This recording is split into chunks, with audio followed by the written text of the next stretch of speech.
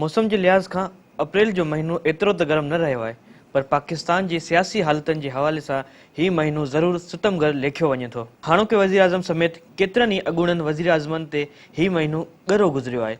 हिक खे फांसी, ॿिनि खे सज़ा ऐं हिक जी हुकूमत जो ख़ात्मो बि हिन ई महीने में आंदो वियो। पाकिस्तान जे पहिरें चूंडियल वज़ीर आज़म ज़ुल्फ़िकार अली भुट्टो जी सज़ा ते अमल दरामद अप्रैल में ई थियो।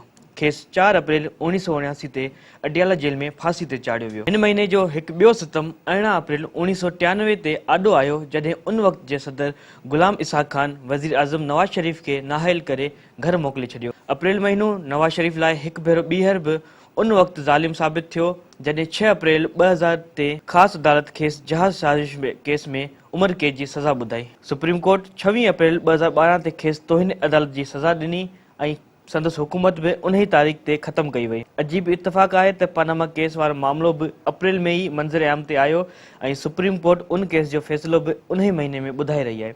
अॼु इहो राज़ खुली वेंदो त 20 अप्रैल जी तारीख़ अॻु जीअं सितमगरी जी तारीख़ वरजाईंदी या अॼु को नओं दास्तान लिखियो वेंदो।